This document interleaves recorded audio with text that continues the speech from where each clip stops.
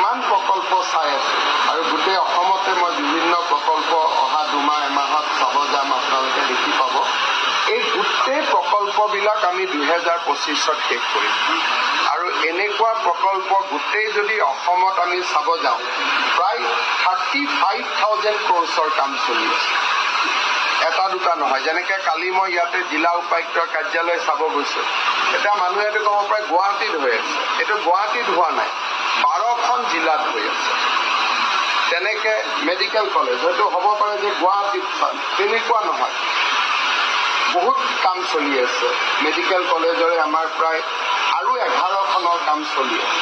গতিকে যিমানবোৰ আমি এইকেইদিন চেষ্টা কৰি আছোঁ যে 2025ৰ ডিচেম্বৰৰ আগত আমি কিমানকেইটা প্ৰকল্প উলিয়াই দিব পাৰোঁ আৰু তেনেকৈ আমি বিত্তৰো ব্যৱস্থা কৰিব লাগিব। সেইকাৰণে লোক নিৰ্মাণ বিভাগক কিমান টকা লাগিব আৰু বিত্ত বিভাগে কিমান টকা দিব পাৰিব, এই দুইটাৰ মাজত যাতে এটা সামঞ্জস্য হয়, সেইকাৰণে মই প্ৰজেক্টবোৰ নিজে চাই আছোঁ। যিবিলাক কমপ্লিশ্যনৰ পৰ্যায়ত আছে তাত বেছি টকা দিব লাগিব, যিবিলাক অলপ শ্ল' আছে তাত কণ্ট্ৰেক্টৰ আদি বদলাব লাগিব। গতিকে আমাৰ লক্ষ্যটো হ'ল যে 2025ৰ ভিতৰত 2021ত আমি যিমান প্ৰকল্প আৰম্ভ কৰিছিলোঁ 2025ত যাতে আমি শেষ কৰিব পাৰোঁ।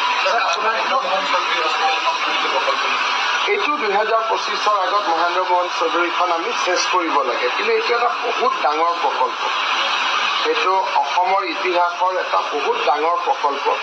গতিকে বিল্ডিং শেষ হোৱাৰ পিছতো তাত ইকুইপমেণ্ট, এইটো এটা মোৰ মতেদি মই যোৱা নাই, গ'লে মই গম পাম তাত 2 বছৰ লাগিব। কিন্তু 2025ৰ ডিচেম্বৰৰ আগতে এটা বিল্ডিংটো উদ্বোধনৰ পৰ্যায়ত আহি যাব। যেনেকৈ প্ৰাগজ্যোতিষপুৰ মেডিকেল কলেজ আমি অহা বছৰ ট্ৰিটমেণ্ট আৰম্ভ কৰি দিম, কাৰণ গুৱাহাটী মেডিকেলৰ সিটো ছাইডত এটা নতুন ভৱন এটা নিৰ্মাণৰ কাম আৰম্ভ হ'ব। কিন্তু সেইটো এতিয়াই নহয়, আমাৰ এইটো টেনিউৰত আমি জাষ্ট আৰম্ভ কৰিম, কিন্তু বেছিক কাম অহা 5 বছৰত হ'ব। কিন্তু তাত কাম হ'লে আমাক নতুন হস্পিটেল এখন লাগিব, নহ'লে পেচেণ্টৰ দিগদাৰী হ'ব। গতিকে এটা খুব বিজ্ঞানসন্মত পৰিকল্পনাৰে আমি কামখিনি আগুৱাই